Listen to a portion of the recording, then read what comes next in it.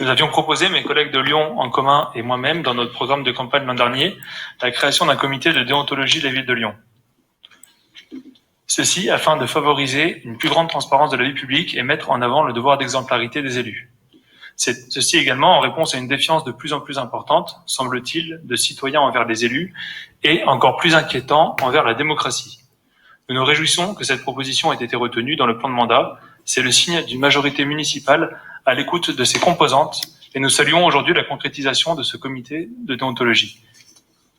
Celui-ci est avant tout une instance de sensibilisation, de pédagogie, de conseil visant à prévenir les risques juridiques, notamment de conflits d'intérêts, auxquels peuvent s'exposer les élus, le plus souvent bien involontairement. Il existe bien sûr un cadre juridique très général, mais beaucoup de situations du quotidien restent souvent sans réponse et méritent de dégager une doctrine collective. Le comité de déontologie visera à progresser sur des règles communes à partir des différents points d'alerte recensés pour développer une culture de l'éthique partagée et appliquée. Ce processus d'amélioration continue se traduira par des recommandations du comité de déontologie dans un rapport présenté chaque année au conseil municipal. Gardons bien à l'esprit que ce comité de déontologie s'adressera à l'ensemble des élus, aux 73 conseillers municipaux, bien sûr, mais aussi aux 221 élus d'arrondissement. Nous pourrons ainsi, toutes et tous, saisir la cellule technique de ce comité sous le sceau de la confidentialité pour obtenir des éclairages sur toute question que nous nous poserions. Le conseil qui sera apporté ne sera par ailleurs qu'une recommandation, car in fine, chaque élu engage sa propre responsabilité juridique et assume individuellement ses paroles et ses actes. En conclusion, nous formulons le vœu que ce rapport recueille un avis favorable à l'unanimité.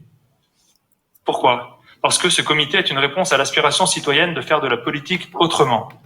Parce qu'il a été travaillé avec l'ensemble des groupes politiques, y compris les groupes de l'opposition, en intégrant un grand nombre de leurs amendements. Enfin, parce que ce comité donne une assise éthique aux décisions des élus, conscients de leur responsabilité et d'agir pour l'intérêt général, alors même que de leurs actes dépendent une part du destin des citoyens et des citoyennes de notre arrondissement, de notre ville et de notre pays. Je souhaiterais conclure avec quelques mots plus particulièrement à l'intention des élus de notre cher arrondissement. La déontologie est non seulement une condition pour plus de confiance entre électeurs et élus, mais elle régit également les relations entre les élus.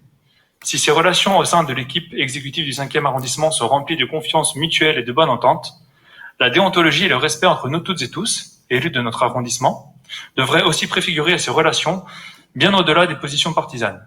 C'est avec cet esprit que nous restaurerons la confiance des citoyens et que, espérons-le, nous les réconcilierons avec leurs représentants.